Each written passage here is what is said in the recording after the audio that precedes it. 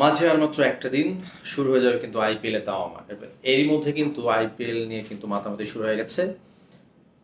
আজ বৃহস্পতিবার আইপিএল এর 10 অধিনায়ক কিন্তু একত্রিত হয়েছে এবং ফটো সেশনে অংশ নিয়েছেন, যেখানে 9 অধিনায়ক ভারতীয় এবং একমাত্র প্যাট কামিন্স যিনি অধিনায়কত্ব করবেন সানরাইজার্স হায়দ্রাবাদের একমাত্র বিদেশি অধিনায়ক।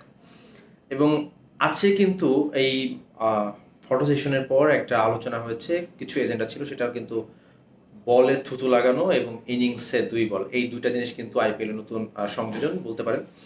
2020 সালের পর, কোভিড এর পর কিন্তু বলে যে থুতু লাগানোর যে নিয়মটা, সেই নিয়মটা কিন্তু আহ, বাদ দিয়েছিল আইসিসি, বলে কোনো থুতু লাগানো যাবে না। কিন্তু আবারও কিন্তু সেই নিয়মটাকে ব্যাক করালো আইপিএল এর মাধ্যমে বিসিসিআই, এবং এইবার কিন্তু থুতু লাগানো যাবে বলে। এবং বল শাইনিং এর জন্য যে জিনিসটা করা হয়, আপনারা জানেন বোলারদের এই বর্তমান সময়ে কিন্তু ব্যাটসম্যানরা প্রচুর পরিমাণে যেই সুযোগ সুবিধাটা পায়, ব্যাটিংয়ে কোনো পিচে হেল্প থাকে না, সেই জায়গায় একটু হলো ব্যালেন্স করতে কিন্তু এই নিয়মটা আবারও আইপিএলে চালু করা হলো।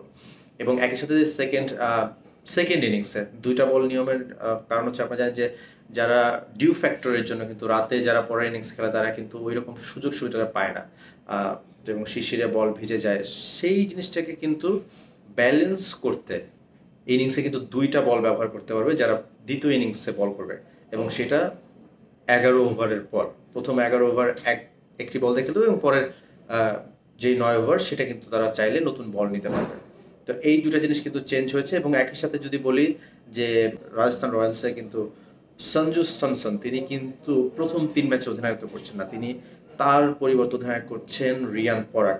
কারণ সঞ্জু স্যামসন ইনজুরিতে ছিলেন এবং তিনি সেরে উঠেছেন, তবে প্রথম 3 ম্যাচ খেলবেনও, তারপর তিনি অধিনায়ত্ব করবেন না, কারণ হচ্ছে তার যে পুরোপুরি ফিট নন, এই জন্য তিনি অধিনায়ত্ব করছেন না। তিনি খেলবেন ইম্প্যাক্ট ক্রিকেটার হিসেবে, শুধু ব্যাটটা করবেন, কিপিংও তিনি করবেন না।